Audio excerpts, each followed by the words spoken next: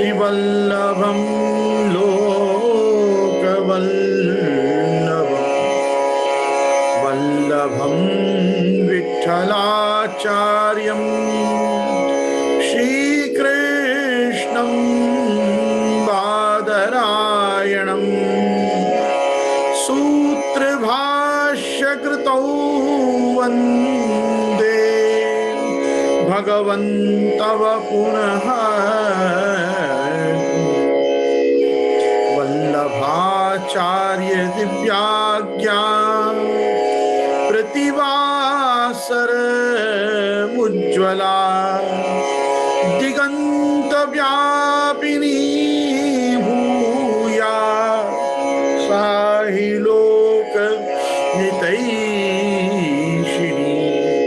सर्वदेश दशाकाले अव्याहत पराक्रमा वल्लभाचार्य दिव्याज्ञा वर्धतामभिवर्धतम्। नत्वा श्री वल्लभाचार्यान् पुष्टिमार्गोपदेशकान् विठ्ठलेशान् गुरून् स्तौमि बालकृष्ण मम प्रभुं श्री कृष्णाय नमः। श्री गुरुभ्यो नमः। प्रियजन, वाल्लभीजन, वैष्णवजन, आप समस्त सनातन धर्मावलंबी आस्तिक जन, भगवत भक्त, आप सभी का मैं गोस्वामी गोविंद राय हमारे सत्संग सदन में, इस जूमांतर सत्संग सदन के आज हमारे चैत्र शुक्ल नवरात्रि के इस नवहान सत्संग पारायण क्रम में द्वितीय दिवस में मैं आप सभी का गोस्वामी गोविंद राय खूब खूब स्वागत करता हूं। और समस्त प्रियजन, कल भी हमारे साथ काफी संख्या में आप जुड़े, फेसबुक लाइव एवं यूट्यूब से सत्संग से जो लाभ ले रहे हैं, आप उन्हीं सभी सज्जनों का मैं खूब खूब स्वागत करता हूं। और हमारे जूम परिवार जो इस पूरे प्रकल्प को हमेशा काफी प्रगति देता है, सक्सेसफुल बनाता है, आप सभी मेरे जूम परिवार के सदस्यों का भी मैं सहृदय सहस्त्र शुभाशीर्वाद सहित सस्नेह स्वागत करता हूं। आप सभी लोग इतने आग्रह पूर्वक और इतने प्रेम से मेरे साथ सत्संग में जुड़ते हैं कि मेरी तरफ से आप सभी के अंतस्थित विराजमान श्रीनाथ जी को दंडवत प्रणाम। श्री यमुना जी जो भाव रूप भक्ति की भगवन्मयी सरिता के रूप में आप सभी लोगों के अंदर उत्साह के साथ बह रही हैं, ऐसी श्री यमुना जी को भी मेरे दंडवत प्रणाम।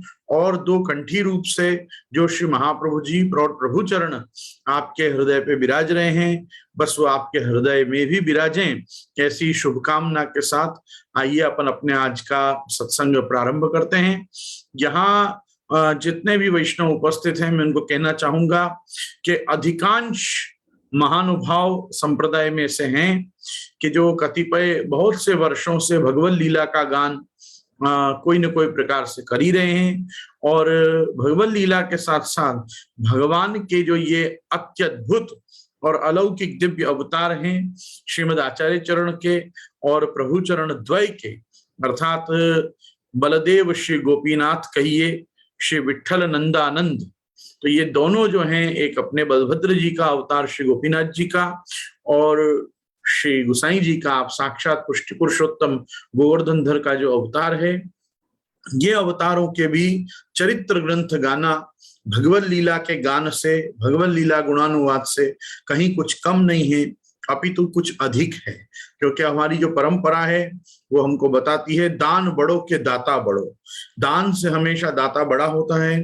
तो श्री गोवर्धनधर ने जो हम पे, ब्रज भक्तों पे और अपन पुष्टि जीवों पे कृपा की है, उस कृपा का जो अनुभव करा रहे हैं, वो तो कृपा का अनुभव हमको श्री गिरिराज जी, यमुना जी, आचार्य चरण और प्रभु चरण की कृपा से ही करा रहे हैं। हमारे साथ यहाँ कमल भाई सत्संग में बने हुए हैं। एक बार मैं और कमल भाई सत्संग कर रहे थे साथ में बैठ के, तो कमल भाई ने एक बहुत ही चमत्कारी एक तथ्य के ऊपर मेरा ध्यान आकर्षित किया, और उन्होंने जब मुझे ये बात बताई तो मुझे वास्तव में ऐसा हुआ कि नहीं कमल भाई, आप सही बोल रहे हो और ऐसा ही ये वास्तविकता है।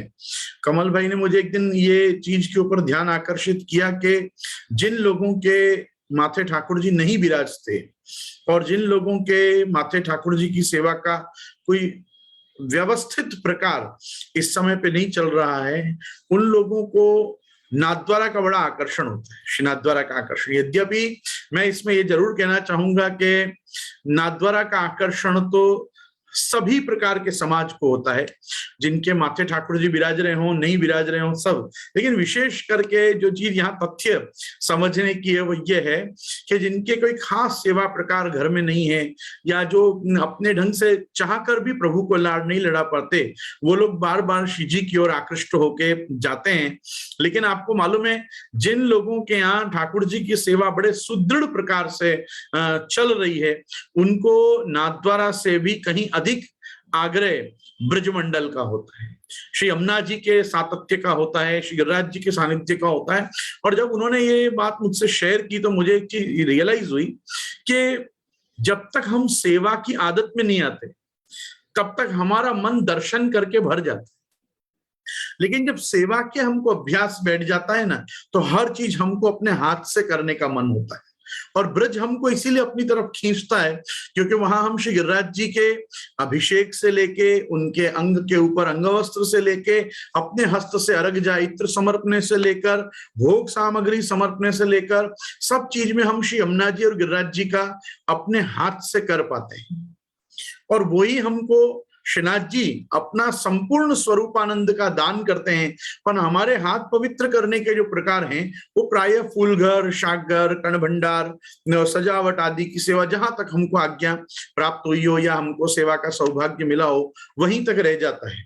तो इन कारणों से नाथद्वारा जाने वाला जो वर्ग है वो वर्ग थोड़ा सेमी पुष्टि मार्गी है, लेकिन ब्रज के आग्रही जो हैं वो पूर्ण पुष्टि मार्गी हैं, क्योंकि वो ब्रज से लौटते समय श्रीनाथ जी के दर्शन का ज्यादा आग्रह रखते हैं कि एक बार ब्रज जाया में और ब्रज से आते आते श्री जी के भी दर्शन करते आवे। तो क्या है, श्रीनाथ जी का वास्तविक अनुभव सर्वदा ब्रज में ही अपने को होना चाहिए। मैं तो कहता हूं, आज जितने लोग ब्रज यात्रा कर रहे हैं, आपसे मैं पूछता हूं, ब्रज में कहाँ है अब वन?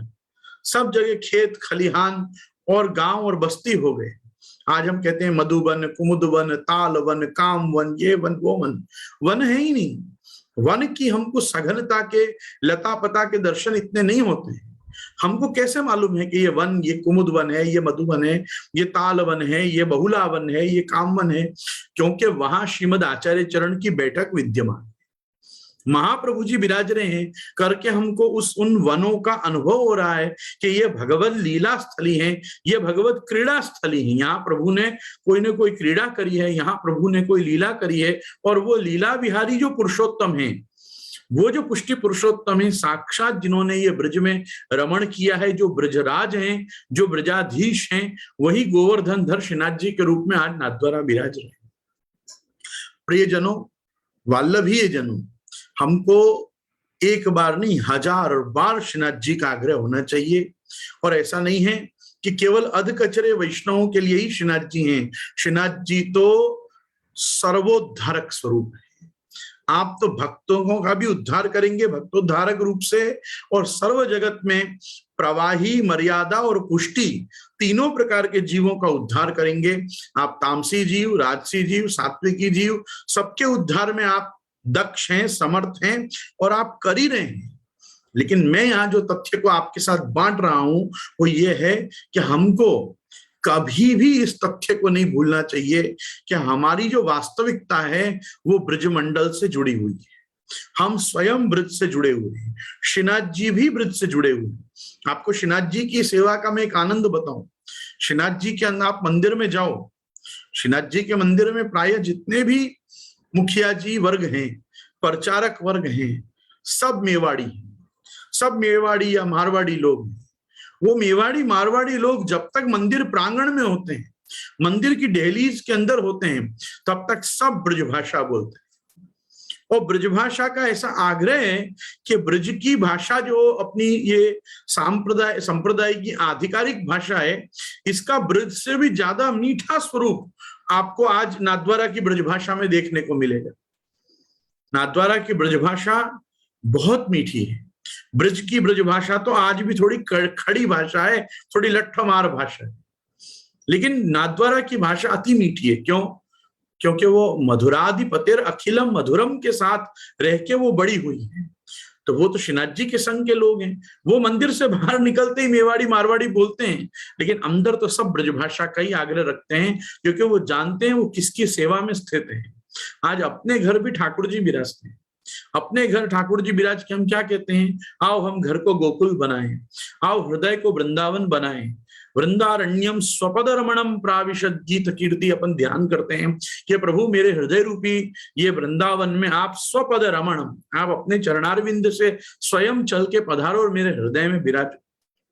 मेरे कहने का तात्पर्य है कि हम मूल रूप से सब ब्रज भक्त हैं, हम मूल रूप से सब ब्रजवासी हैं, हम मूल रूप से सब कृष्ण के लीला परिकर का एक अविभाज्य अंग है। और अविभाज्य इसलिए क्योंकि हम इस लोक में भेजे गए, तो हमको वापिस इस लोक में से अपने लोक, अपने धाम, निज धाम ले जाने के लिए स्वयं श्रीमद आचार्य चरण पधारे, प्रभु चरण द्वय पधारे, सप्तात्मज पधारे, श्री हरिराय जी पुरुषोत्तम जी पधारे और अद्यावधि आचार्य बालक ब्रह्म संबंध का दान करके, शरणागति का दान करके, पुष्टि भक्ति का दान करके, भगवत सेवा रूपी अलौकिक आदिदैविक अनुष्ठान को आपके घर में संस्थापित करके और इस कार्य को आगे बढ़ा रहे हैं। तो मेरे कहने का सीधा सीधा तात्पर्य है कि जैसे हमारे कल संवत्सर गया, तो वो चैत्र मास का जो संवत्सर है वो क्या है, तो क्या चैत्र मास संवत्सर परिवा वर्ष प्रवेश कियो है आज। ये वर्ष प्रवेश कियो है आज, कौन ने कियो है? ठाकुर जी का नया वर्ष है। अगर आप ठाकुर जी के हो तो वो आपका भी नया वर्ष है, और आप ठाकुर जी के हो ना, इसलिए वो आपका वो ही नया वर्ष है। व्यावहारिक व्यापारी संवत्सर आपका गुर्जराणाम जो भी विक्रम संवत चलता हो वो है, लेकिन हमारे जीवन, हमारे वैष्णवी जीवन से जुड़ा हुआ जो हमारा संवत्सर है, जो हमारे एक वर्ष की संपूर्ति और 9 वर्ष का जो प्रारंभ है, वो हमारा ये चैत्र का ही संवत्सर है। ये चैत्र शुक्ल प्रतिपदा, यही युगादि है। आपका गुर्जरों का जो संवत्सर कहलाता है उसमें कभी युगादि लिखा हुआ, युगादि मतलब युग का प्रारंभ, तो ये युग की गणना जब से हो रही है वो संवत्सर। तो अपन को पुष्टि भक्तत्वेन, भगवत दासत्वेन, पुष्टि मार्गीय और पुष्टि मार्गीय अस्मिता के कारण हमको ये चीज का भान होना चाहिए कि ये हमारे स्वामी का संवत्सर है, ये हमारे स्वामी का नया वर्ष प्रवेश है, तो हमारा भी ये नया वर्ष है। एक बात। दूसरी बात, मैं जो चीज कह रहा हूं कि बहुत आग्रह रखो श्रीनाथ द्वारा का, चंपारण्य का, अड़ेल चुनार का, ये सब हमारे स्वसांप्रदायिक तीर्थ हैं। नवनिधि के दर्शन का, अष्टछाप जहां जहां विराजे हैं, जहां जहां उनके द्वार हैं, जहां जहां उनकी कंदराएं हैं, और जहां जहां से उनका भगवत लीला में प्रवेश हुआ है, वो सब गिरिराज जी की तलहटी के स्थान, ये सब श्री गिरिराज जी, यमुना जी के अलौकिक दिव्य रूप जहां जहां विद्यमान है, हमको इन सब चीजों का बड़ा आग्रह होना चाहिए। और ये आग्रह हमारे जीवन में क्यों होना चाहिए? हमारी पुष्टि अस्मिता को ये जीवंत रखता है। हम अपने तीर्थों में, जैसे हम ब्रज को प्रधान तीर्थ मानते हैं, आचार्य चरण के 2 नाम बड़े स्पष्ट हैं। एक नाम है रह प्रिय, एकांत जिनको प्रिय है, और एक नाम है ब्रज प्रिय, जिनको ब्रज प्रिय है। महाप्रभु जी ने त्रिपृथ्वी परिक्रमा की, लेकिन 3 बार पृथ्वी परिक्रमा करने में भी जो आनंद और जो सुख की अनुभूति आपको ब्रजवास करने में आई है, वैसा इतर तीर्थों में आपको नहीं आई। ये एक वस्तु को समझना चाहिए। अपन सबका निज धाम, अपन सबका नित्य धाम ये जो है, ये ब्रजमंडल है। ब्रज यात्रा, चाहे बैठक यात्रा के रूप में, चाहे वन यात्रा 40 दिन की, जिनको आप लीली परिक्रमा कहते हैं, किसी भी रूप में जीवन में ब्रजवास करना, ब्रज में कल्पवास करना, ब्रज में जाके और पाश्चात्य वेशभूषा का त्याग कर देना, जितने दिन हम ब्रज में रहें उतने दिन धोती बंडी पहनने का आग्रह रखना, या कम से कम भारतीय परिवेश का आग्रह रखना कि हम कुर्ता में रहेंगे, कुर्ता जब्बा में, जो भी आप लोग संबोधन देते हो वो ढंग से। लेकिन एक फील, एक अपने को अनुभव आना कि यहाँ हम तीर्थ में आए, ये हमारा घर है, ये हमारा अलौकिक घर है। हम चाहे भले भाड़े पे जाके एक धर्मशाला या होटल में जाके रुकते हो, लेकिन हमको एक कनेक्ट, एक हमारे हृदय का स्पंदन इस प्रकार से ब्रज से होना चाहिए कि ब्रजवास जो है ये हमारे जीवन की आवश्यकता है। हमको ब्रज में आते रहना चाहिए। ब्रज हमारे लिए ऐसा नहीं है कि कोई इस प्रकार का तीर्थ हो कि जिसका सेवन एक बार हो गया। जैसे एक कहावत कही जाती है कि सब तीर्थ बार बार, गंगा सागर एक बार। कि गंगा सागर इतनी दूर पड़ता था कि लोग कहते थे कि सब तीर्थ भले बार बार जाने मिल जाएं, पर गंगा सागर एक बार भी हो जाए तो बहुत है। ऐसा नहीं है, ये गंगा सागर बार एक बार नहीं है। ब्रज, ब्रज है ये आपके माथे विराजते ठाकुर जी कहाँ के हैं, कौन है, वो क्या किए हैं और क्या कर रहे हैं, इसका हम जीवों को अनुभव कराते हैं। तो मेरा आप सभी से आग्रह है कि ये नए वर्ष में जितनी बार जब जब सौभाग्य मिले, परिवार सहित ब्रज जाओ, परिवार को ब्रज में रहना सिखाओ। लोग जैसे वर्ल्ड टूर पे निकल जाते हैं, फॉरेन डेस्टिनेशंस पे निकल जाते हैं, दुबई सिंगापुर चले जाते हैं, जाओ जो करना है करो, लेकिन कम से कम ब्रजवास का आग्रह रखो, श्री नाथद्वारा धाम जाने का आग्रह रखो। वो तो अपना धाम है। जैसे आजकल एक परंपरा चली है, सब लोग जब भी वृंदावन बोलते हैं तो कहते हैं श्री धाम वृंदावन। निश्चित श्री धाम वृंदावन है ही, मुझे उससे कोई आपत्ति नहीं है। वृंदावन का महात्म्य खूब बड़ा है। वृंदावन तो पुष्टि पुष्टि का स्थान है। प्रधान रूप से समग्र पुष्टि लीला जो हुई है वो वृंदावने शुद्ध पुष्टि ही। यद्यपि भगवत पीठिका को हम बहुत प्रमाण रूप से नहीं ग्रहण करते, पर फिर भी एक ग्रंथ रूप में अगर हम देखें तो भगवत पीठिका में भी वृंदावन के महात्म्य को बहुत ही सुंदर ढंग से गाया गया है। लेकिन श्री धाम जैसे वृंदावन है, वैसे ही श्रीनाथ धाम ये अपन पुष्टि भक्तों का मूल देव द्वार है, मूल तीर्थ है। वहां निकुंज नायक रूप से नंद राजकुमार यशोदोत्संग लालित नवनीत प्रिया जी के संग वो विराज रहे हैं। ये पुष्टि मार्ग का केंद्र है, केंद्र। और ये जो पुष्टि मार्ग का केंद्र है, इस केंद्र का जो सबसे व्यवस्थित और विस्तृत धाम है वो ब्रजमंडल है। उसी प्रकार से हमारे श्री आचार्य चरण के प्रादुर्भाव की स्थली, हमारे प्रभु चरण द्वय के आविर्भाव प्रादुर्भाव की स्थली, ये सब जो है ये पुष्टि भक्तों के निज धाम है। ये अपने लिए वहां अवतरित हुए हैं। इन सब चीजों को केवल टूरिज्म में नहीं लेना चाहिए। ये पिलग्रिमेज है, ये पर्यटन के स्थान नहीं है, ये तीर्थाटन के स्थान है। और तीर्थाटन अपने विवेक से करना चाहिए, विशेष करके सपत्निक और सपरिवार करना चाहिए। अपने छोटे छोटे बच्चों को भगवत धाम में कैसे रहना ये भी सिखाना चाहिए। नाथद्वारा में तो विशेष करके श्रीनाथ जी के महाप्रसाद, श्रीनाथ जी के जूठन का आग्रह, उनकी अधरामृत का आग्रह रखना चाहिए कि हमको नवनिधि में हम जब दर्शन करने जाएं तो राजभोग शयन भोग का महाप्रसाद हमको प्राप्त हो। जीवन में पुष्टि भक्तों का इस समय का जो काल चल रहा है तो असमर्पित सर्वदा नहीं छूट पाता। तो ऐसे समय अधिकाधिक भगवत प्रसाद लेने का आग्रह वैष्णव को नहीं छोड़ना चाहिए, क्योंकि हम सर्वथा असमर्पित का परित्याग नहीं कर पाते। हमको चाय कॉफी के व्यसन से लेकर और हमको बहुत प्रकार की ऐसी चीजें इस युगानुगत प्राप्त हो चुकी हैं कि जिनमें उतना सर्व समर्पण पूर्वक जीवन नहीं हो पा रहा है जैसा शास्त्र में उपदिष्ट है, जैसा स्वसांप्रदायिक ग्रंथों में बताया गया है। तो अधिकाधिक भगवत प्रसाद लेकर देह के पावित्र, मन की निर्मलता और वाणी की विपुलता और विमलता का खूब परिज्ञान रखना चाहिए। ये मेरा खास आप लोगों को नए वर्ष का ये एक संदेश है कि ये नए वर्ष में अब सारे कोरोना काल आदि सब पूरे हुए।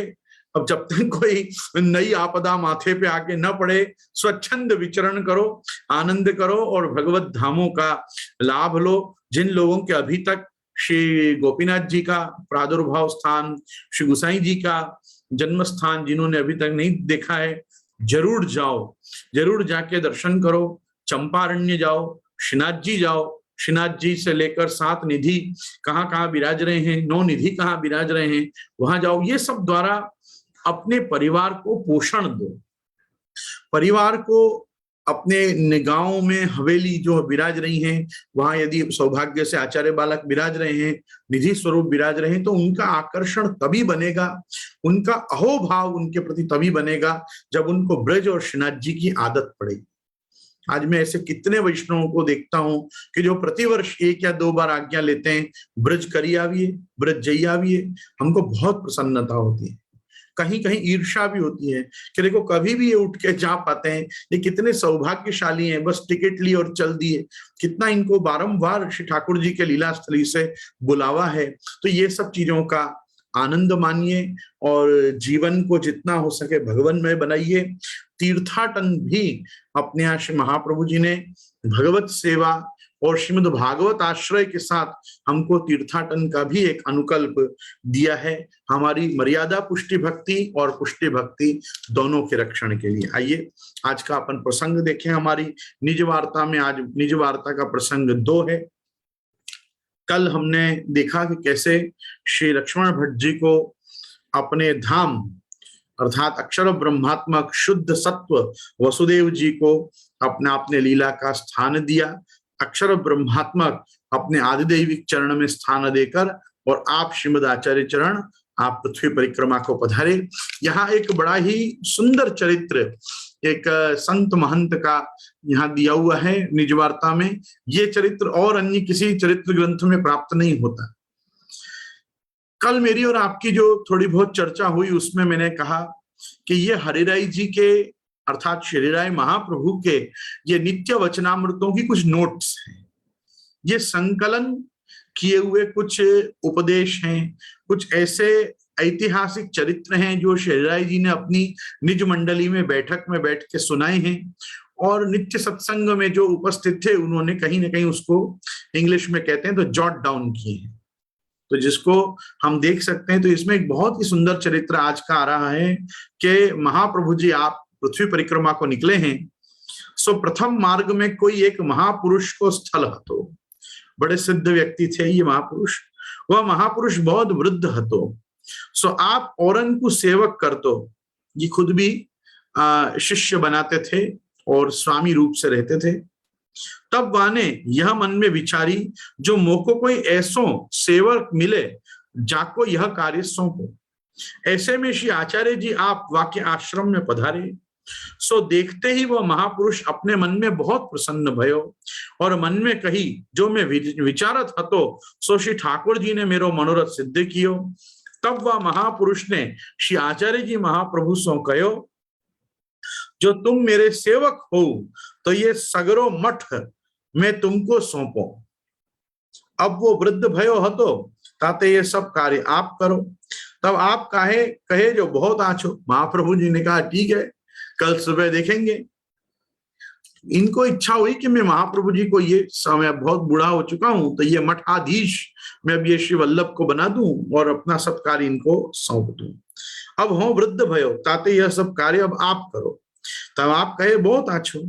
श्री आचार्य जी महाप्रभु आप तो ईश्वर हैं, सब जानत हैं, या कारण के लिए ही तो आप पधारे हैं। पाछे आप रात्रि को उहाई वाक्य आश्रम में पौड़े और वो महापुरुष सोयो। तब वाको श्री ठाकुर जी स्वप्न में कहे, जो अरे मूर्ख, मैंने तो तेरे उद्धार के लिए इनको यहाँ पठाए हते, ताको तो तू उल्टो सेवक करत है। ये तो साक्षात मेरो ही स्वरूप है और भक्ति मार्ग के उद्धार के लिए प्रकट भय हैं। सो यह सुनी के वह महापुरुष तत्काल जाग पड़ो और उठी के आए के श्री आचार्य महाप्रभु को साष्टांग दंडवत करी और हाथ जोड़ के कहो, मैंने आपको स्वरूप जान्यो नहीं, आप तो साक्षात पूर्ण पुरुषोत्तम हो, मेरे उद्धार के लिए पधारे हो, सो मेरो अंगीकार करोगे, मैं आपकी शरण हूं। तब श्री आचार्य जी आप कहे, जो हाँ हाँ तुम्हारो उद्धार करेंगे। कहा भयो जो तुमने कछु कहो। तब सवारे श्री आचार्य जी ने आपने वाकु नाम सुनायो और पाछे आप वहां के आगे पधारे। ये एक महान महापुरुष वृद्ध कोई संत रहे और इनको साक्षात महाप्रभु जी के पधारने से स्वप्न में भी भगवत दर्शन हुआ। भगवत दर्शनानंतर आचार्य चरण के स्वरूप का परिज्ञान स्वयं भगवान ने आके इनको कराया और जब महाप्रभु जी के पुनः इनने सवारे दर्शन किए तब साक्षात पूर्ण पुरुषोत्तम के रूप में श्री महाप्रभु जी ने इनको दर्शन दिए हैं। और आचार्य चरण ने कहा कि इसमें क्या हो गया, तुमने ऐसा कहा कि मैं तुमको कल सेवक करूंगा और ये मठाधीश बना दूंगा, इसमें कोई बात नहीं, जैसी भगवत इच्छा। परंतु आचार्य चरण ने रात्रि की भगवत लीला को जान के सुबह इनको नाम सुनाए, शरण दिए। यहाँ पे एक वस्तु मैं खास कहना चाहूंगा कि हमने वल्लभ दिग्विजय में भी देखा था और अभी ये निजवार्ता में भी हम दर्शन करेंगे, ये आगे सर्वत्र श्री कृष्ण शरणम मम, ये अष्टाक्षर के उपदेश का जो क्रम है ये महाप्रभु जी के प्रथम दिन से शुरू हुआ है। आचार्य चरण ने जब जो मिला, जिसने शरणागति की प्रार्थना की है, उसको नाम मंत्र में तो अष्टाक्षर का ही प्रधान रूप से दान किया है। और फिर त्रैवर्णिकों में जो उपनीत व्यक्ति आचार्य चरण को मिलते, उनको गद्य मंत्र से पूर्व अर्थात ब्रह्म संबंध की भगवद आज्ञा होने के पूर्व आप गोपाल मंत्र प्रदान करते। इसी कारण से विष्णु स्वामी वैष्णव परंपरा में अद्यावधि हम आचार्य बालकों को गोपाल मंत्र प्राप्त होता है। सूर्य ग्रहण अथवा चंद्र ग्रहण में कृपा करके घर के बड़े वल्लभ कुल में उपनीत होने के बाद बालकों को अर्थात हम गोस्वामियों को आप गोपाल मंत्र प्रदान करते हैं। और गोपाल मंत्र की जो परंपरा है ये विष्णु स्वामी संप्रदाय के आचार्यत्व की परंपरा को चलायमान रखती है। जैसे हम पुष्टि मार्गीय होने के बाद वल्लभ संप्रदाय में पुष्टि संप्रदाय में आने के बाद गोपाल मंत्र की हमको अपेक्षा नहीं है, कोई आवश्यकता नहीं है। हमको सगद्य पंचाक्षर और अष्टाक्षर ये दो जो चीजें प्राप्त होती हैं, और ब्राह्मण कुल में जन्म होने के कारण, विप्र होने के कारण स्वतः गायत्री तो प्राप्त ही है। वैदिक ब्रह्म संबंध का जो प्रकार है वो गायत्री मंत्र ही है। ओम भूर्भुवस्व तत्सवितुर्वरेण्यम भर्गो देवस्य धीमहि धियो यो नः प्रचोदयात्। इनमें गायत्री त्रिपदा, गायत्री चतुष्पदा अलग अलग भेद हैं, जिनमें कहीं कहीं ओम भूर्भुवस्व ओम तत्सवितुर्वरेण्यम भर्गो देवस्य धीमहि धियो यो नः प्रचोदयात् इस प्रकार से भी मंत्रदान होता है। और कहीं कहीं चतुष्पाद गायत्री का दान होता है, जिसमें 3 बार प्रणव का उच्चारण होता है। ओम भूर्भुवस्व ओम तत्सवितुर्वरेण्यम भर्गो देवस्य धीमहि धियो यो नः प्रचोदयात् ओम। तो इस प्रकार से ये त्रिपाद गायत्री, चतुष्पाद गायत्री ये प्राप्त कराई जाती है बालकों को। और इसके द्वारा जो ब्रह्म संबंध है ये आध्यात्मिक ब्रह्म संबंध है, ये वैदिक ब्रह्म संबंध है। तत्सवितुः वरेण्यम, जो वर्ण करने योग्य है परमात्मा, वो जीव का कृपा करके अंगीकार करते हैं, हम उनका वर्ण करते हैं। ये वैदिक प्रक्रिया है। बहुत सारे वैष्णवों को इसीलिए ये बात नहीं पता कि वल्लभ कुलोद्भूत वल्लभ कुल में जो अवतरित होते हैं आचार्य बालक, उनका भी ब्रह्म संबंध यज्ञोपवीतानंतर ही होता है।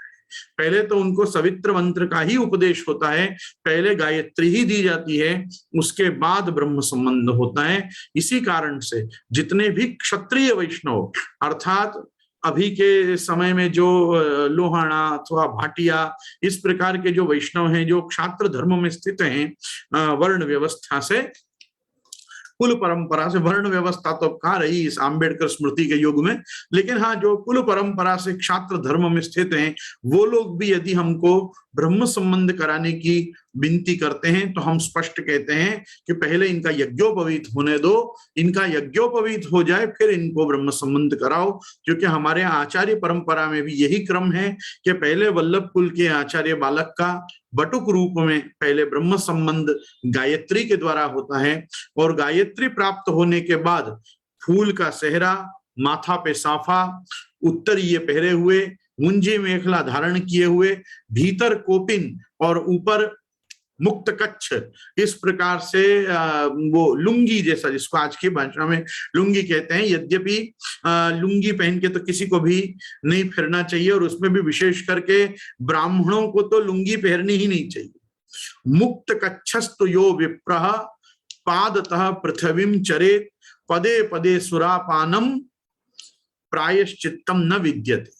जो लोग लांग लगाए बिना केवल एक तहमत, एक प्रकार की लुंगी जैसी जो लोग बांध लेते हैं जिसमें भीतर लांग ना हो, उनके लिए कहा गया है कि मुक्त कच्छस्तु यो विप्रः पादतः पृथ्वीं चरेत।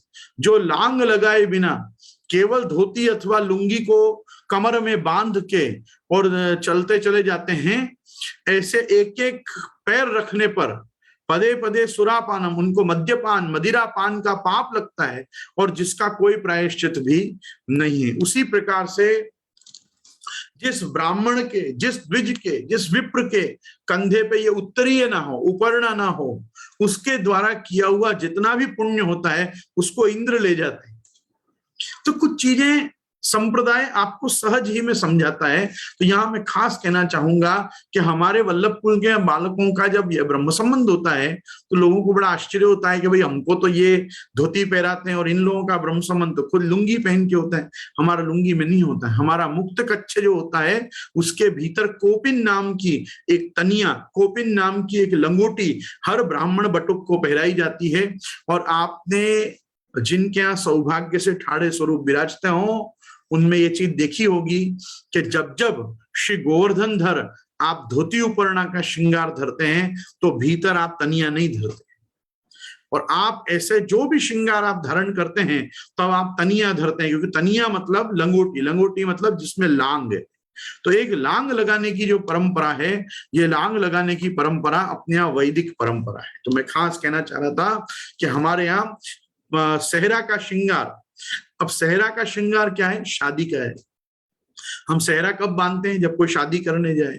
तो आप देखो ब्रह्म संबंध के समय में भी हमारे यहाँ वल्लभकुल सेहरा बांध के हमारा ब्रह्म संबंध होता है, क्योंकि वो एक प्रकार की अपने ठाकुर जी से अपनी शादी है। प्रभु अपने पति हैं और अपना वर्ण करते हैं। तो हमारे यहाँ जब यज्ञोपवीत संस्कार होता है तो यज्ञोपवीत संस्कार के समय में भी उसको सेहरा बांधा जाता है, क्योंकि ब्रह्म वेद वेदांत प्रतिपाद्य जो ब्रह्म है, वेदैश्च सर्वैर अहमेव वेद्य वेदांत कृत वेद विदेह चाहम, जो भगवान है वो जब जीव का वैदिक अनुष्ठान पद्धति से उसको किसी भी यज्ञ के लिए उपनीत अर्थात eligible to do any type of श्रौत स्मार्त यज्ञ वो आपको कराते हैं, तो उसका जो संस्कार होता है उस समय में भी वो एक प्रकार की शादी है, इसलिए तब भी सेहरा पहरा हुआ होता है। और वो जो हमारा ब्रह्म के द्वारा वर्ण वैदिक आध्यात्मिक रूप से होता है, उसी का जब आदि दैविक और अलौकिकरण जब ब्रह्म संबंध की प्रक्रिया से होता है तब भी हमारे यहाँ माथा पे साफा, साफा पे सेहरा, मुंजी मेखला उत्तरीय और साथ में मुक्त कच्छ धारण करा के कोपिन सहित उनको भगवत सन्निधान में लाया जाता है और उनका ब्रह्म संबंध होता है। तो ब्रह्म संबंध जो संस्कार है, ये ब्रह्म संबंध संस्कार भी एक प्रकार से अपनी और ठाकुर जी की शादी है, ठाकुर जी के साथ विवाह है। तो ये प्रभु के साथ का जो विवाह है ना, ये विवाह कराने के लिए ही प्रत्येक जीव का, ये प्रत्येक गोपीजन को जैसे प्रभु ने रास का सुख दिया और जैसे आपने 16,000 कन्याओं का एक साथ आपने वर्ण किया, उसी प्रकार से यहाँ अपन भी ये जो भगवत भक्त हैं अपन सभी लोगों का अंगीकार और अपन सभी लोगों का वर्ण करने के लिए परमात्मा भगवान श्री कृष्ण पुष्टि पुरुषोत्तमत्वेन गोवर्धन धर के रूप में अपने गुरु विभूम के रूप में अपने समक्ष आके विराजते हैं और जीव का आप अंगीकार करते हैं। तो मेरे कहने का तात्पर्य यह है कि हमारे यहाँ गायत्री, गोपाल, गद्य मंत्र और पंचाक्षर सहित प्रधान रूप से अष्टाक्षर ही वो दीक्षा है जो संप्रदाय की मूल दीक्षा है। मूल दीक्षा का क्रम मैं इसलिए कहूंगा, अष्टाक्षर के तो कहूंगा ही, क्योंकि मैं सर्वदा से आपको कहता आया हूं कि ब्रह्म संबंध दीक्षा नहीं है, ब्रह्म संबंध एक पूरी संस्कार प्रक्रिया है और अति अलौकिक होने के कारण इसमें बहुत विधि विधान नहीं है। इसमें जितनी भी जवाबदारी है वो सब श्रीमद आचार्य चरण की, श्री यमुना जी की और ठाकुर जी की ही स्वयं है। ये ठाकुर जी, यमुना जी, महाप्रभु जी मिलके ही, और भगवान विरहम दत्वा भाव वृद्धिम करोति ही तथैव श्री यमुना स्वामी स्मारणात् स्वीय दर्शनात् तस्माद आचार्य वर्यास्तु ब्रह्म संबंध कारणात् ताप क्लेश प्रदानेन निजानाम भाववर्धका। तो ब्रह्म संबंध की जो टोटल रिस्पॉन्सिबिलिटी है कि ब्रह्म संबंध प्रॉपरली बने, हो और निभे, ये प्रथम रूप से तो श्री ठाकुर जी पे ही है, श्री यमुना जी महाप्रभु जी पे है। फिर ब्रह्म संबंध कराने वाले आपके समर्थ गुरु में है कि जिनने आचार्य चरण की आड़ी और कानी से आपका भगवान को वर्ण करवाया, तो ये उनकी भी जवाबदारी है। तो कहने का मेरा तात्पर्य है कि आप देखेंगे कि सर्वत्र कोई भी शरण आया है महाप्रभु जी के, उनको महाप्रभु जी ने अष्टाक्षर मंत्र दिया है। योग्य व्यक्ति जान के गोपाल मंत्र भी दिया है, मतलब उपनीत आदि जान के, त्रैवर्णिक जान के, और जब भगवान स्वयं प्रकट होके आपको ब्रह्म संबंध के प्रकार का उपदेश करेंगे आचार्य चरण को, आप देखो महाप्रभु जी का भी एक आनंद बताऊं मैं आपको, आगे प्रसंग में आएगा ही कि महाप्रभु जी का ब्रह्म संबंध हुआ ना, तब महाप्रभु जी को भी उपवास करना पड़ा। और वो उपवास कैसे व्रत करना पड़ा?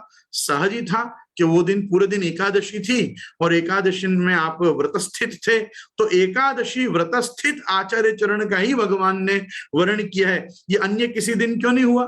कभी नवमी पे या द्वादशी में या दशमी में आके भगवान ने क्यों उपदेश नहीं किया? 11 पे ही किया। तो ये सब चीजों के ऊपर जब आप विचारोगे तो आपको पता चलेगा। आपको मैं बता दूं, महाप्रभु जी के द्वारा किया गया भागवत पारायण भी तभी पूरा हुआ था, और भागवत पारायण संपूर्ण हुआ और तुरंत ब्रह्म संबंध कराने आप स्वयं श्री गोवर्धन धर श्री गोकुल चंद्रमा जी के रूप में आप वहां प्रकट हुए हैं। तो ये सब प्रकार जब हम पढ़ते हैं तो हमको बड़ा आनंद आता है कि महाप्रभु जी ने नारद पांचरात्र में से प्रकटित इस अष्टाक्षर मंत्र का दान प्रत्येक जीव को करके और उसको भगवत शरणागति तो आपने सिद्ध कराई है, और कालांतर में व्यक्ति की योग्यता को देखते हुए पात्रता और अधिकारिता के बढ़ते जाने पर उसका आत्मनिवेदन संस्कार भी कराया है। तो ये नाम निवेदन और आत्मनिवेदन ये अपने पुष्टि मार्ग का मूल है। कभी भी कंठी को और अष्टाक्षर मंत्र को किसी भी अन्य वस्तु से गौण नहीं मानना चाहिए। हीन तो बहुत दूर की बात रही, गौण भी नहीं मानना चाहिए। इससे मुख्य और क्या है? इससे मुख्य और कुछ भी नहीं है। दृढ़ इन चर नन केरो भरोसो, ये 8 और 5 13 अक्षर हैं, अष्टाक्षर और पंचाक्षर, और यही सूरदास जी की प्रथम कड़ी के ये 13 अक्षर हैं, 8 और 5, दृढ़ इन चर नन केरो भरोसो, कि हमारा जो भरोसा है ये हमारा जिस चरणारविंद पे होना चाहिए, वो एक चरणारविंद अष्टाक्षर मंत्र है और एक चरणारविंद पंचाक्षर मंत्र है। तो शरणागति जो है वो सर्व सुलभ है, इसलिए मर्यादा का चरण है, और पुष्टि जीव का ही अंगीकार है। इसलिए यत्रांगीकरणे नैव योग्यतादि विचारणम अविलंब प्रभुकृत पुष्टि मार्ग सकथ्यते। पुष्टि मार्ग उसी को कहते हैं कि जहां भगवान जीव की योग्यता का विचार किए बिना, विलंब किए बिना त्वरित जीव का अंगीकार करे और उसको अपना बना ले। पोषणम तद अनुग्रह, अपनी कृपा से जीव का पोषण करे। न ज्ञानम न च वैराग्यम प्राय श्रेयो भवेदिह, जहां ज्ञान वैराग्य की बहुत अपेक्षा ना हो परंतु भक्ति का प्राचुर्य हो, भक्ति का आग्रह हो, भगवन मार्ग भक्ति मार्ग में चलने की जीव की इच्छा हो, अभिरुचि हो, ऐसे इस अलौकिक दिव्य मार्ग को प्रकट करने के लिए श्री महाप्रभु जी ने अष्टाक्षर को मूल में रखा है। जन्माष्टमी भी अष्टमी प्रधान, राधाष्टमी भी अष्टमी प्रधान, अपने संप्रदाय में अष्ट सखा प्रधान, ऐसे 8 चीजों का अपने यहाँ बड़ा महत्व है। तो आप देखोगे तो ये मंत्र भी जो है ये अष्टाक्षर है, अन्य संप्रदायों में भी नारायण अष्टाक्षर दिया जाता है।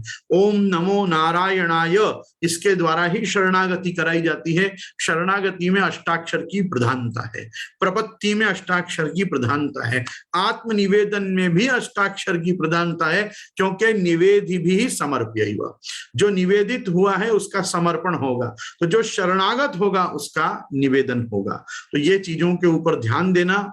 आप सब सौभाग्यशाली हो, आप सब पुष्टि मार्गी हो। पुष्टि संप्रदाय में होना ये एक चमत्कार है मनुष्य के जीवन में, कि हमको सौभाग्य से ये संप्रदाय मिला कि जहां अपने हस्त में अपन ठाकुर जी को पधरा के और उनको स्नान करा सकते हैं, श्रृंगार कर सकते हैं, भोग कर सकते हैं, तांबुल अरोगा सकते हैं, बीरी अरोगा सकते हैं अपने हाथ से। आपको पता है हमारे वल्लभ कुल में भी ये दो चीजें हमको बड़ी सौभाग्य से प्राप्त हैं। वैष्णवों के घर में नहीं होता, इसलिए उनको ये चीजों के बारे में ज्यादा पता नहीं है। हमारे यहाँ ग्वाल के समय में एक क्रम होता है घैया अरोगाना, फेण अरोगाना, दूध में उठने वाला जो झाग होता है, फेण होता है, वो फेण वल्लभ कुल अपने हाथ से ठाकुर जी को अरोगाते हैं। तुमको लाल करियो है गैया, आन पतु की पातन की कर फिर ले हैं बलदाऊ भैया।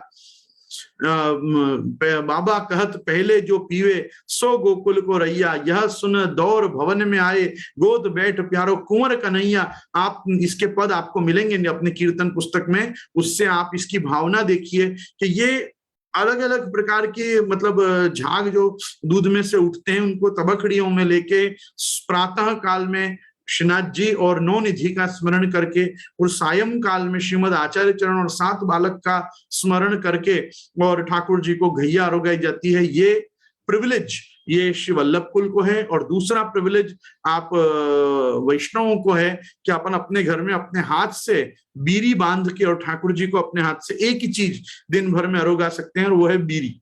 देखो बाकी सब समय अपन भोग साज के रख देते हैं, अपन थाल सान के रख देते हैं, अपन तुलसी पधरा के कानी देके पट बंद करके बाहर आ जाते हैं। अपन दिन भर में अपने हाथ से प्रभु को क्या अरोगाते हैं? अपने हाथ से ठाकुर जी दिन में 2 ही वस्तु अरोगते हैं, वल्लभ कुल में घैया की तबकड़ी और बीरी, और आप वैष्णवों के घर में प्रभु पान की बीरी।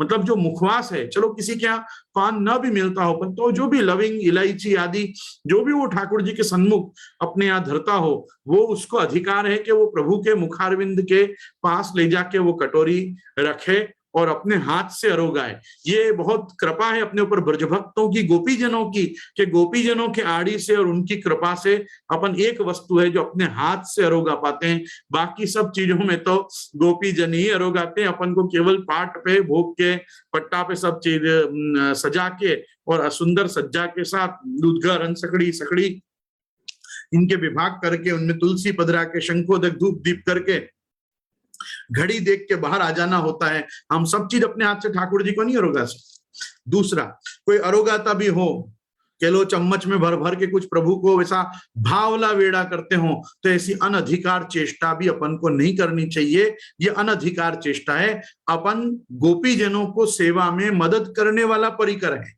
सेवा तो श्री यमुना जी, चारों यूथाधिपति, महाप्रभु जी, गोसाई जी, नंदराय जी, यशोदा जी आप ही करेंगे। अपने गुरुजन पधार के ही सेवा करेंगे अपने ठाकुर जी की, अरोगाने की विशेष। अपन तो उनकी आड़ी से, उनकी कानी से सब साज के धरने के अधिकारी हैं। बहुत करो तो चमची पधराने की सेवा, तुलसी पधराने की सेवा, कानी देने का एक प्रकार, ये सब के द्वारा अपन विज्ञप्ति कर सकते हैं भगवत चरणारविंद में कि प्रभु आप अरोगो, बस। बाकी अरोगते तो प्रभु अपने हाथ से केवल बीरी है, और हम लोग घैया भी अरोगाते हैं, डबरा अरोगाते हैं दूध का।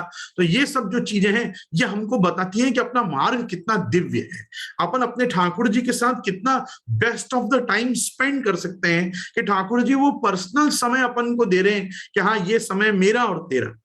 और उस समय अपन गांव का झमेला लेके बैठे हैं और सोचा है कि हाँ भाई सेवा अपन करता जाइए ना, आगर नहीं बड़ी प्लानिंग अपन करता जाइए, तो अपन कितने सेवा चोर लोग हैं। आप खुद इसका मूल्यांकन करें। जैसे काम चोर होते हैं वैसे अपन लोग थोड़े सेवा चोर लोग होते हैं, क्योंकि अपन ठाकुर जी से और कुछ नहीं चुराते, ठाकुर जी का समय चुराते हैं। कि अपन को जो समय अपने फेथफुल लॉयली अपने ठाकुर जी को देना चाहिए, उसमें भी हम गांव की पंचायत लेके बैठे रहते हैं। इन सब चीजों से बचना चाहिए। श्री कृष्ण शरणम मम, ये शरणागति का जो नित्य बोध अपन को करने की महाप्रभु जी की आज्ञा है, वो नित्य बोध इसीलिए है कि हमको पता चले कि हम किसकी शरण में हैं, कौन हमारा स्वामी है, कौन हमारा नाथ है।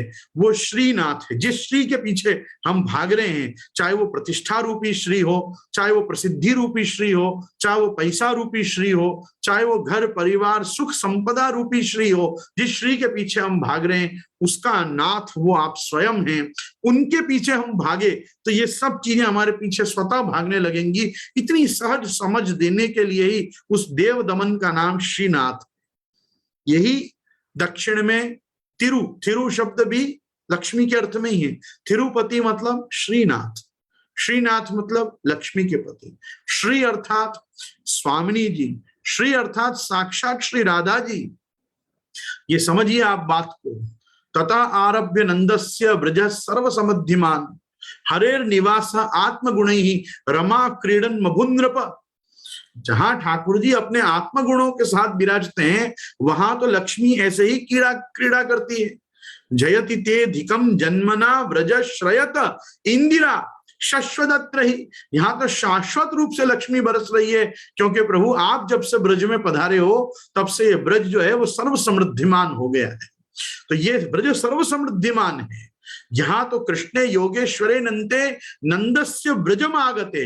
जो श्री कृष्ण हैं, जो योगेश्वर हैं, वो अनंत बलदेव जी के सहित अपने घर पधार चुके हैं। अब तो अष्ट सिद्धि नवनिधियों को उनके पीछे पीछे आना ही पड़ेगा। ये विश्वास, ये आग्रह, ये एक सहज अपने अंदर स्फूर्णा ये हमको देता है श्री कृष्ण शरणम मम। हमारा कृष्ण श्री रहित नहीं है, श्री सहित है। युगल उपासना की प्राचीन परंपरा है। हमारे यहाँ युगल की ही उपासना है। गौर तेज विना यस्तु श्याम तेज समर्चेत जपेद्वा ध्यायते वापि स भवेद पातकी शिवे। महादेव जी कहते हैं कि हे पार्वती जी, गौर तेज अर्थात स्वामी जी के बिना केवल श्याम तेज का अर्थात श्री ठाकुर जी का जो भजन करते हैं वो तो पातकी हैं, वो तो पापी हैं। क्यों? हमारे यहाँ युगल की ही उपासना प्राचीन पद्धति है। श्री लक्ष्मी नारायणाभ्याम नमः, उमा महेश्वराभ्याम नमः, वाणी हिरण्यगर्भाभ्याम नमः, शची पुरंदराभ्याम नमः, श्री सीतारामचंद्राभ्याम नमः, श्री राधा कृष्णाभ्याम नमः। हमारे यहाँ कभी भी एक की उपासना नहीं की गई। हमारे यहाँ ठाकुर जी स्वामी जी, हम आज भी बोलते हैं वेदों में भी तो मातृ देवो भव, पितृ देवो भव, आचार्य देवो भव, अतिथि देवो, माता पिता को साथ में लेते ही हैं। हमारे श्री स्वामी जी हैं, यही श्री हैं, यही श्रीमद वृंदावनेन्दु प्रकटित रसिकानंद संदो रूप हैं। यही श्री कृष्ण जो हैं ये श्री सहित हैं अर्थात वल्लभाचार्य सहित हैं, ये श्री स्वामी जी सहित हैं, ये श्री राधिका जी सहित हैं, ये श्री लक्ष्मी जी सहित हैं। तो ये जो श्री कृष्ण हैं जो अपने आप में संपूर्ण सामर्थ्य धराते हैं इस त्रिलोकी का। कृषिर भूवाचक शब्द ऋणश्च निर्वृतिवाचक तयोरैक्यम परब्रह्म कृष्ण इत्यभिधीयते। वो परब्रह्म परमात्मा परात्पर परब्रह्म श्री कृष्ण हमारी शरण है और हम उनकी शरण में आए हैं। तो ये वृद्ध को भी महाप्रभु जी ने शरणागति दी है, अर्थात इसको पुष्टि मार्ग में ले लिया। ये तो कैसा है? पार्थांस्तु देवो भगवान मुकुंदो गृहीतवान आस क्षिति देव देवा। जो प्रथा के जो पुत्र थे पांडव थे, ये पांडव तो मर्यादा के जीव थे। ये तो कृपा करी ठाकुर जी ने कि मर्यादा के जीव को पुष्टि मर्यादा में लिए। तो पार्थांस्तु देवो भगवान मुकुंदो गृहीतवान आस। गृहीतवान आस मतलब आपने मर्यादा के जीव से उनको पुष्टि के जीव किए। मैं आपको भी ये बात कहना चाहूंगा कि जन्मांतर सहस्त्रेषु तपो ज्ञान समाधिना नराणाम क्षीण पापा नाम कृष्ण भक्ति प्रजायते। ये जो इतने जन्म जन्मांतर के अंतराल के बाद आपके जीवन में कृष्ण भक्ति आई है, तो वो कृष्ण भक्ति पहले तो मर्यादा की ही थी। मर्यादा की कृष्ण भक्ति ही आपको प्राप्त हुई थी। मर्यादा मार्ग के ही आप पहले जीव थे। कब तक? जब तक आप वैष्णव कुलोद्भूत थे। वैष्णव कुल में जन्म हुआ तब भी आप मर्यादा के ही जीव थे। लेकिन जिस दिन आपके कान में बोला गया श्री कृष्ण शरणम मम, तब से आपके पुष्टि अधिकार डेवलप हो गए, आपको पुष्टि अधिकार प्राप्त हो गए, आप पुष्टि मार्ग के मेंबर हो गए। ये मेंबरशिप मिली है अपने को। पुष्टि मार्ग की मेंबरशिप कैसे मिलती है? ब्रह्म संबंध से नहीं मिलती है। ब्रह्म संबंध से तो वो अधिकारिता फलित होती है। हमको अब फल मिलना शुरू हुआ कि अब हमको सेवा मिलने लगी। तो नाम सेवा और स्वरूप सेवा, तो नाम सेवा के लिए नाम निवेदन, स्वरूप सेवा के लिए आत्म निवेदन, ये दो पक्ष अपने संप्रदाय में रखे गए हैं। ये ही चीज बताने के लिए ये समग्र शास्त्र हैं स्वसांप्रदायिक, विशेष करके षोडश ग्रंथ हैं। ये षोडश ग्रंथ हमको यही बताते हैं कि कैसे हमारे लिए नाम निवेदन भी जरूरी है, कैसे हमारे लिए आत्म निवेदन भी जरूरी है। इसीलिए अपन संप्रदाय कैसा है, दो कंठी वालों का संप्रदाय है। हमारे गले में हमेशा हम दो कंठी पहनते हैं। क्यों? एक हमारी शरणागति का हमको बोध कराती है, और एक हम पूर्ण भगवत दास हैं। अहम हरेतो पादैक मूल दासानुदासो भवितास्मि भूया, ये चीज का बोध कराती है हमारी द्वितीय कंठी।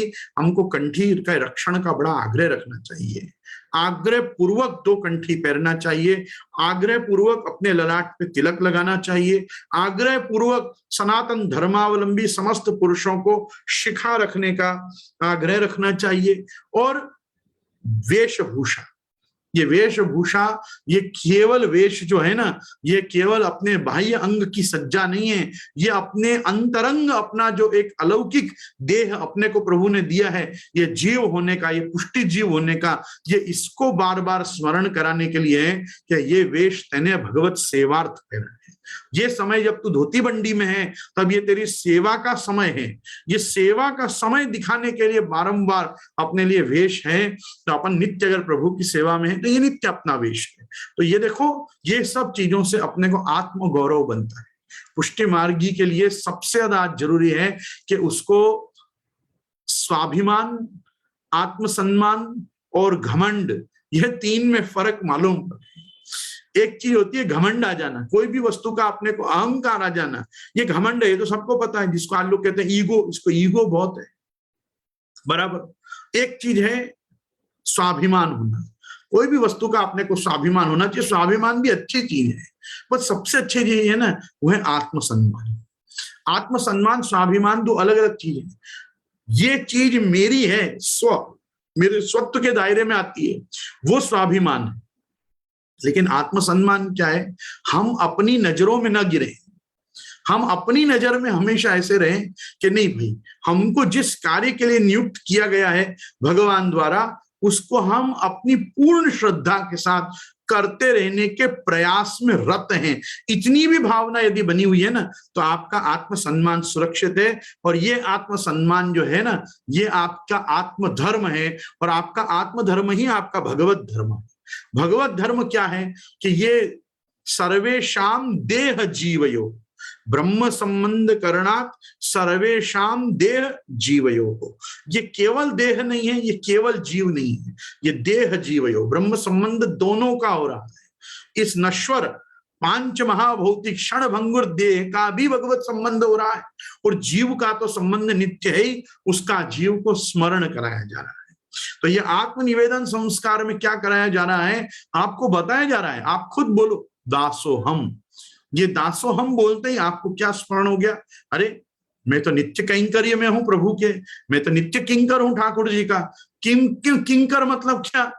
किम किम न करोती, जो प्रभु हमसे कराएगा हम वो करेंगे।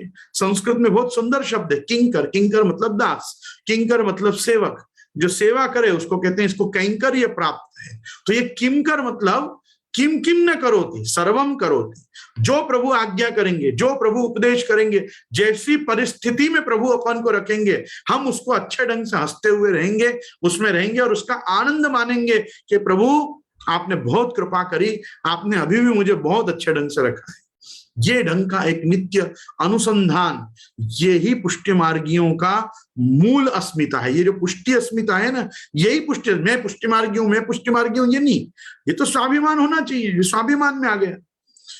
आत्मसम्मान क्या है कि प्रभु मैं आपका हूं, और ये सब जो है ना, ये आप ही ने मुझे दिया है।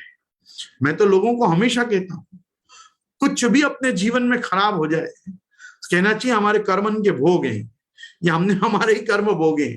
और जब कुछ भी जीवन में अच्छा हो जाए तो तुरंत हृदय में आना चाहिए, यदि दास हो तो आना चाहिए ये भगवत कृपा से हुआ, भगवत कृपा से ही अच्छा होगा।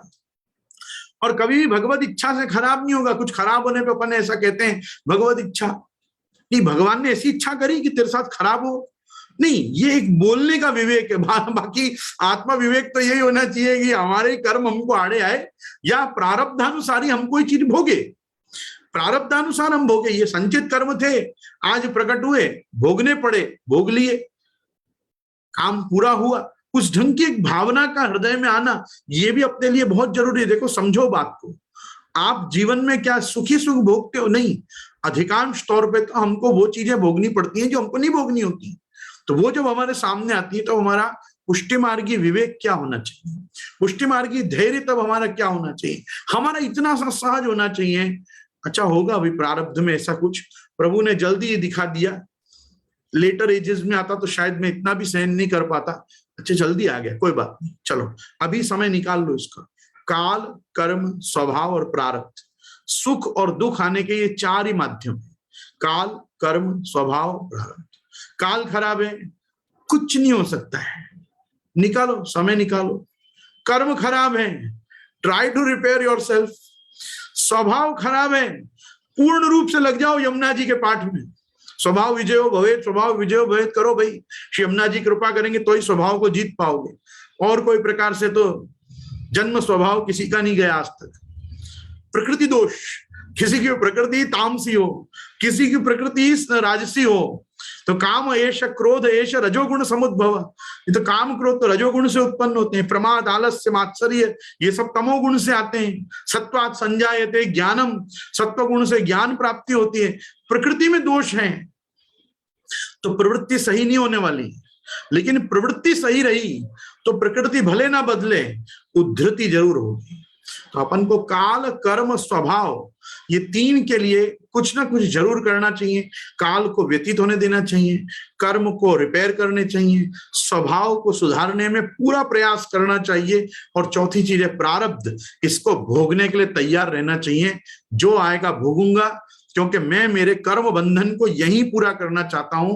ये वापस ले जाके मुझे ना तो भगवान लोक में से सेवा छोड़नी है और ना वापस पुनर्जन्म मरण के ये चक्र में आना है। आपको पता है आज लोग धर्म से विमुख क्यों हो रहे हैं? धर्म से विमुख इसलिए हो रहे हैं क्योंकि स्वर्ग नरक का भय नहीं रहा। कोई स्वर्ग जैसी वस्तु है और नरक जैसे कोई यातना स्थली है, ये चीज का लोगों को कोई ऐसा भावना ही हृदय में नहीं है।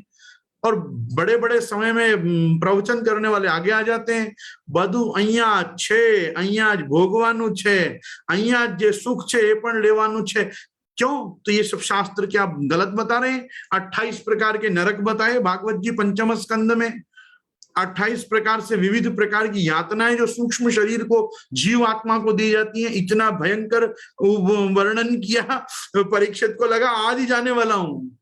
पूछ बैठा सुखदेव जी से कि क्या सबकी यही गति होती है? सुखदेव जी ने कहा ना ना, उसको पुष्टि लीला सुनानी पड़ी, छठा स्कंद सुनाना पड़ा सुखदेव जी को कि नहीं भाई सबकी ऐसी गति नहीं होती है। कितनी बार तो प्रभु काल, कर्म, स्वभाव और प्रारब्ध को भी बदल के और अपने जीव का कल्याण करते हैं। ले मैं तेरे को अजामी लोपाख्यान से सब कथा सुनाता हूं करके भगवान प्रवृत्त हो गए। तो सुखदेव जी कहने का मेरा तात्पर्य है, स्वर्ग भी है, नरक भी है, वैकुंठ भी है, गोलोक भी है, भूलोक भी है, परंतु आप कभी भोग योनि में रहोगे और कभी कर्म योनि में रहोगे। इस समय सौभाग्य से कर्म योनि मिली है। मनुष्य की जो योनि है ये कर्म की योनि है, और कर्म अपने ऐसे होने चाहिए कि जो हमारे कर्म हमारी आत्मोन्नति करें, हमारी आत्मा को उठाएं। आत्मा को उठाने का मतलब ये नहीं है कि केवल मरे बाद कुछ होना। आत्मा को उठाने का मतलब है आत्मा को धर्म प्राण बनाना, धर्म भीरू होके जीवन जीना, और धर्म जगत में वो प्रकार के धर्म करना जिससे भगवदर्थ कर्म सधें। प्रभु ने हमको जो उपदेश किया है, प्रभु ने हमको जो परिस्थिति रूपी हमको इस समय पे समाज संग्रह परिवार दिया है, इसका हम पालन पोषण करने में सर्वदा इस चीज का ज्ञान रखें, भान रखें कि प्रभु मेरे आसपास जो भी परिवारजन है, परिजन है, ये भी आपके जीव हैं। ये क्यों अपने पुष्टि मार्ग में इतना आवश्यक है? घर में बहू आई, ब्रह्म संबंध कराओ। घर में बच्चा हुआ, बड़ा हुआ, ब्रह्म संबंध कराओ।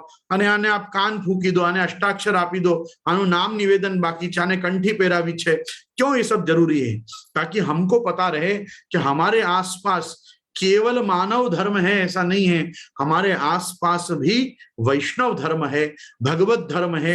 हमको घर जीवन, परिवार, समाज और राष्ट्र, ये सबकी सेवा पुष्टि धर्म मान के, भगवत धर्म मान के, आत्म धर्म मान के करनी है, केवल देह धर्म मान के नहीं करनी है।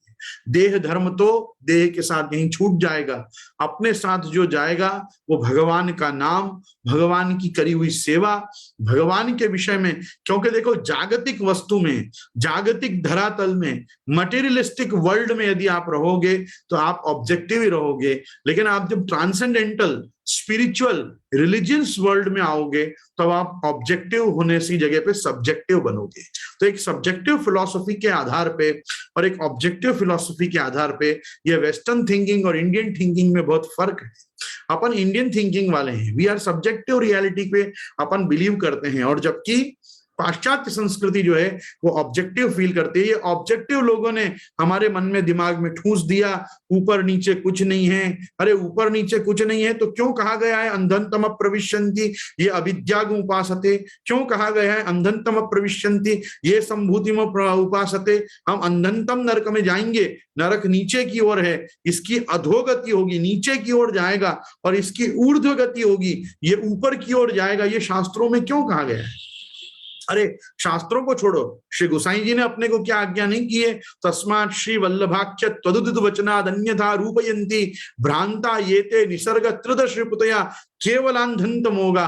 वो अंधंतम नरक में ही जाएंगे जो श्री महाप्रभु जी के वचनों का सही अर्थ नहीं निकालेंगे। तो महाप्रभु जी के वाक्य का, महाप्रभु जी की वाणी का, महाप्रभु जी के इस सत संप्रदाय का धरोहर रूप मान के, इसको निधि रूप मान के, अपना कोश, अपना आत्मधन मान के, और अपने आत्मधर्म के संरक्षण के लिए इन मूलभूत तथ्यों का भी विचार करना चाहिए। केवल जीवन जागतिक और व्यवहारिक धरातल पर ही मत जियो। जीवन आपका अलौकिक है, जीवन आपका आध्यात्मिक है। हर परिस्थिति को अध्यात्म के दायरे में देखो, अधिदैव के दायरे में देखो। आदि भौतिक दायरे में तो पता ही है कितनी खराबी है, क्या क्या समस्याएं हैं। जीवन में जितने भी रोग अपने को नड़ रहे हैं, जितने जीवन में भोग अपन को नड़ रहे हैं, ये क्या अपन ने हाथ करके किए? नहीं, ये हमारे संचित कर्म से, किसी अन्य जन्म जन्मांतर में हमारे द्वारा जो हुआ है, वो उसके कर्म वासना रूपी शेष हमारे साथ कैरी फॉरवर्ड होके आए हैं। पुष्टि भक्त होने के कारण अपने से कोई अपराध नहीं हुआ, और जो अपराध थे भी वो सहजा देश कालोत्था लोकवेद निरूपिता संयोग जा स्पर्शजाश्च न मंतव्य कथंचन अन्यथा सर्वदोषाणाम न निवृत्ति कथंचन। ये कह के बता दिया कि ब्रह्म संबंध जन्य पुण्य के प्रभाव से आपके जितने भी ये अन्य पंच दोष आदि हैं ये निवृत्त हो चुके हैं। अब वो आपको भगवत सेवा, भगवत अधिकारिता और पात्रता के द्वारा भक्ति के वर्धन में आड़े नहीं आएंगे।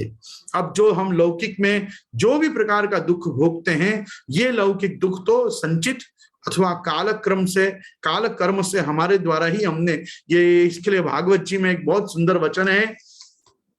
भागवत जी में ऐसा कहा है कि शारीरा मानसा दिव्य वैया से ये च मानुषः भौतिकाश्च कथम क्लेशा बाधन्ते हरि संशय। जिसने भगवत शरणागति ली है, जो भगवान का जीव है, उसको शारीरिक, मानसिक, दैविक मतलब ये प्रारब्ध में होने वाले, और भौतिकाश्च ये भौतिक जगत में भोगने वाले जो कष्ट हैं वो कभी भी कष्ट नहीं देते हैं, यदि उसको अपनी शरणागति का बोध बना रहे हैं। अपन ठाकुर जी की शरण में हैं, ठाकुर जी के दिव्य अपन मार्ग के जीव हैं। अपन को अपना वर्ण, आप विचार करो, वर्ण शब्द कितना पावरफुल है। एक व्यक्ति किसी का हाथ पकड़ ले और कहे चिंता मत कर, वरदाभय मुद्रा, वरद और अभय दे दे अपने को। अपन ऐसे वरदाभय मुद्रा से युक्त अपन ये जीव हैं कि जो ठाकुर जी के द्वारा संरक्षित किए गए हैं। अपन उनकी शरण में हैं। ब्रज भक्तों की रक्षा ठाकुर जी ने क्यों की? गोवर्धन उद्धरण भगवान ने क्यों किया? तस्मान मत शरणम गोष्ठम मन्नाथम मत परिग्रहम गोपा ये स्वात्म योगेन नित्यम में व्रतम आस्थित। ये नित्य मेरे व्रत में स्थित रहते हैं, ये मेरी शरण में रहते हैं, ये मुझे अपना नाथ मानते हैं, इसलिए मुझे इनकी रक्षा करनी चाहिए।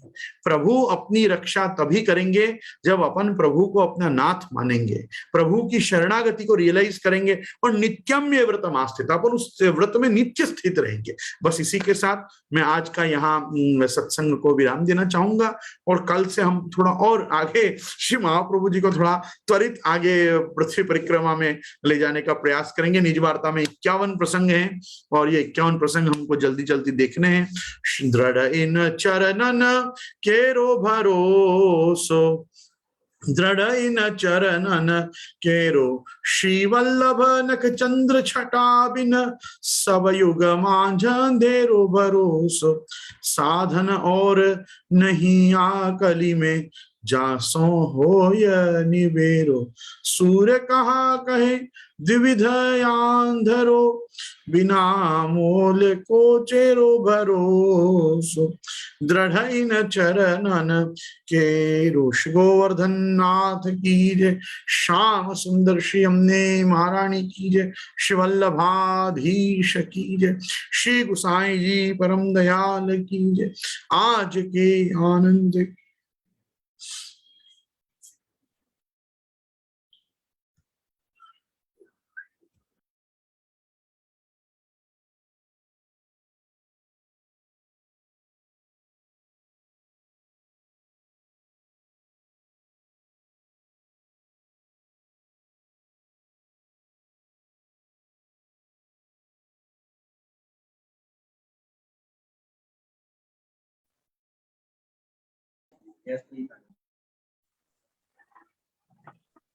सर्वे वैष्णव जय श्री कृष्ण।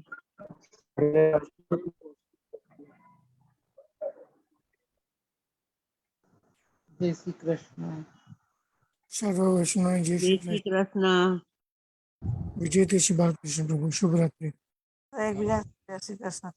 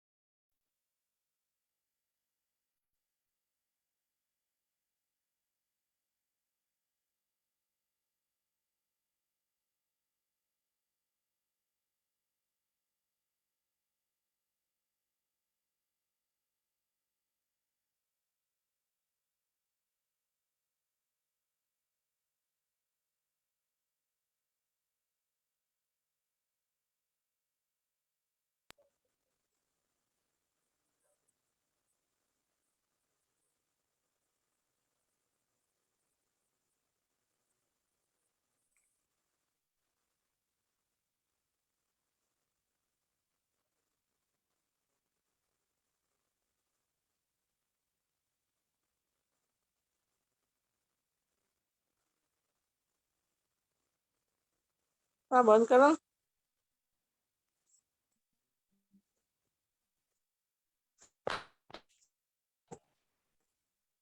कृष्ण।